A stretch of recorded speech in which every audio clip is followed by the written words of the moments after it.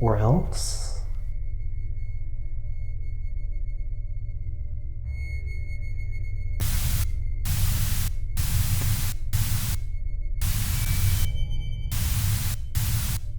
Hey, don't you think it's kind of hokey and creatively bankrupt to center the whole video around, well, this?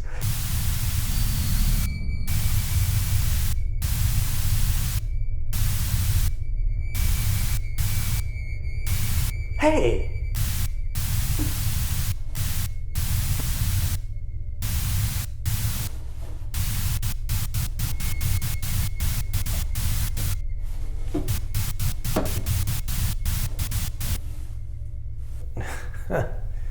Tell me about it. Really, a cabin in the woods? Couldn't you thought of something more original? You know, like a cabin under the sea, a cabin on a mountain, cabin in space, cabin anywhere else? Really? Basically? Okay, I think I have something. We're a afraid little species. For generations, what's kept us alive was being afraid. But at what point was it that being scared wasn't enough in regular life? That so much so that we decided to create what thrills us for ourselves. The intro for the video! Have you not watched one of my videos before? Anyways, today we're talking the spine-tingling, terrifying genre of horror.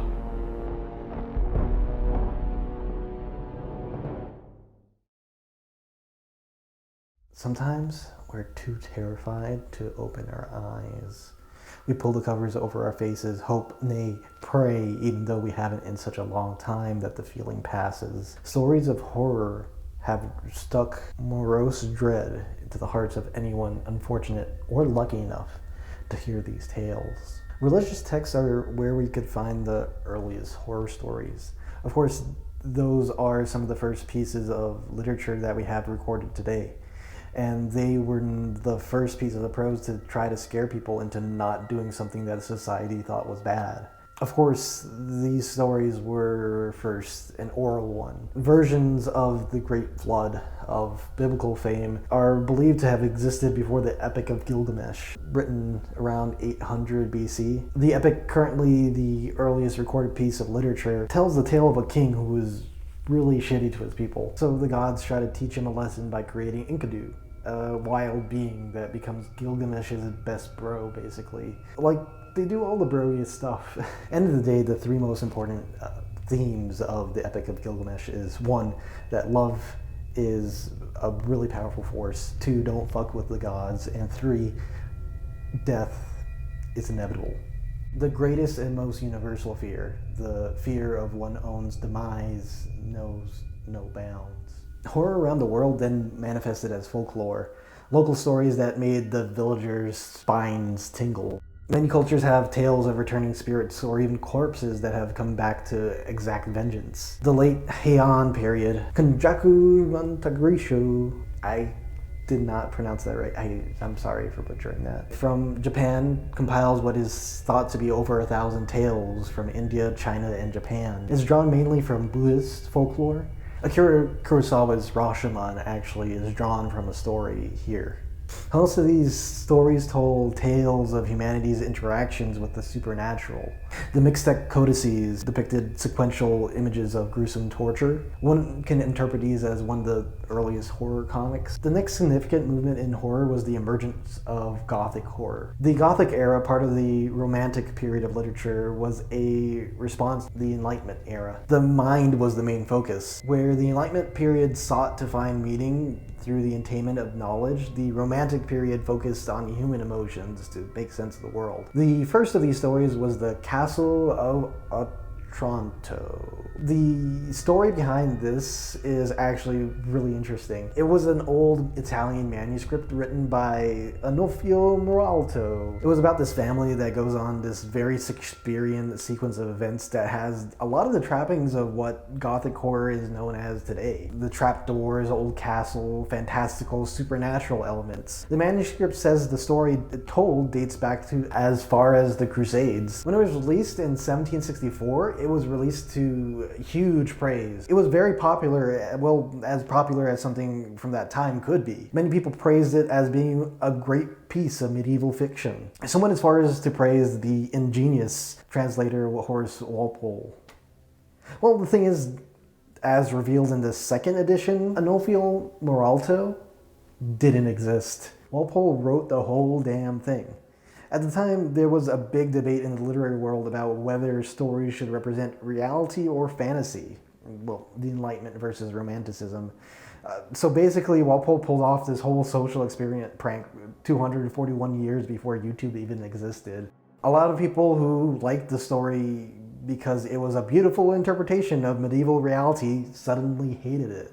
Sometimes, truth is stranger than fiction. The Gothic horror genre gave rise to some of the biggest tropes from some of the most legendary writers. Mary Shelley wrote the first science fiction story. Over in America, Edgar Allan Poe wrote stories of societal decay and the macabre. H.P. Lovecraft created his own brand of horror that focuses on secret cults, incomprehensible gods, insanity, and racism that was even bad for its time. But soon, horror would find a new way to the populace. Soon, you'd be able to see your own fears manifest in front of you. The Romantic era found its way into theater. The phantasmagoria of the 18th century frightened audiences. The famous Marie Tussaud opened up her House of Wax in 1802. Terrifying Londoners at the time. She had made these creepy recreations of French dignitaries, many of which had been decapitated in the recent revolution. She eventually would name her exhibit the Chamber of Horrors, thus becoming the precursor to the modern haunted house attraction. I feel like there's a whole video I could do on that, but yeah. With the creation of film in the 1880s, it didn't really take long for the medium to be used to make an audience's hair stand on end. The first films were really tame. Running horses? People in town squares? Whoa, whoa, whoa! Welcome to Frightsville? People thought the train was coming straight at them. Film's potential to thrill an audience was realized. The pioneer filmmaker Georges Méliès made what was thought to be one of the first horror films. Les Manoirs du Diable. The Manor of the Devil. Early horror films were adaptations of local folk stories, containing ghosts, demons, and skeletons, creating a trend we'd see around the world. The Italians adapted the first part of the Divine Comedy, which unfortunately would not be the last time that would be adapted. It also has the honor of being the first full-length Italian film. Georges Méliès, remember that guy? Méliès produced 6 different versions of Faust. You know, you can't really remind people not to sell their soul to the devil enough. Some of these included Faust, Faust in Hell, Faust and Marguerite, The Damnation of Faust. Spanish filmmaker Segundo de Chimon pushed the trick films subgenre, relying on optical illusions. His film La Casa Hechiza is one of the first haunted houses in film. But in America, where there is less of a storied history, well, at least amongst the non-native population, the new Gothic horror genre was mined to create the first golden age of horror. It's alive! It's alive! Universal Pictures became the king of horror off the faces of 2 unlikely stars. Bela Lugosi and Boris Karloff dominated the cinema, but of course, every golden age fades with time. A combination of a lack of quality and diminished audience interest caused the first golden age of horror cinema to fall into its grave. But in the horror genre, nothing truly stays dead. It just might look a little bit different. The 1940s had horror drying up a bit. I mean, there was a war going on. All one had to do to be scared was turn on the radio to get your fix. But there was one collection of films that many horror movies draw upon to this day. Val Lewton's low-budget B-movies that he made for RKO were significant for how much they held back their scares. Gone were the fancy gothic castles. Luton draw attention out of common places, brought audiences to the edge of their seats, and then bang, jump scare. His style of horror is so ingrained in our language of horror that in the business, a jump scare is occasionally called Luton's bust. After we came back from World War II, we brought back some new fears as well. Horror turned to science fiction to create its monsters. The atomic bomb may have created more anxiety than solutions. Mutations and giant whatever wreaks havoc on our cities because for some reason in the 1950s there was nothing scarier than a strong lady. This actually seems to be a subgenre of the time. Lands ruled by women? Ooh, scary. But today it's hard to look at these movies and not think, ooh, kinky. A doomsday scenario terrified us. What if we lost what we fought so hard to defend? But we also started looking back. While in the West, Gothic horror made a slight comeback with the help of theater gimmickry, color, and the visages of Vincent Price and Christopher Lee, Japan started to make ghost stories in addition to their kaiju movies at the time. Weirdly enough, I found several movies involving ghost cats, which makes for a weird subgenre. Korea also had some contemporary fears. A devilish homicide reflected Korea's angst over changing family dynamics. We saw other media formats pick up in popularity. Eventually, comic readers got tired of the goody two-shoes, gumshoes, and the Cape Crusaders. They needed something harder, something more terrifying. Well, especially as these readers grew up, went to war, and came back. 1947 would see publication of what is considered to be the first horror comic. It would soon grow into a popular genre, most famously, Tales from the Crypt. As the golden age of television occurred, Rod Serling sought to bring terror to the living room on a weekly basis. This era was nice and all, but, after a while we started to look inwardly at ourselves to figure out what scares us the most. In 1959, Robert Bloch released probably one of the most influential books, Psycho, which was overshadowed by its monumental film adaptation by Alfred Hitchcock. Inspired by Ed Gein's slaying and dismemberments of women, Psycho provided the framework for many psychological horror thrillers to come. The slasher genre came in the 80s to be the culmination of one's fears of serial killers, up until we started to empathize for them for some reason. Who is the one that is the culmination of societal fear? The one doing the murdering? Or the ones being murdered?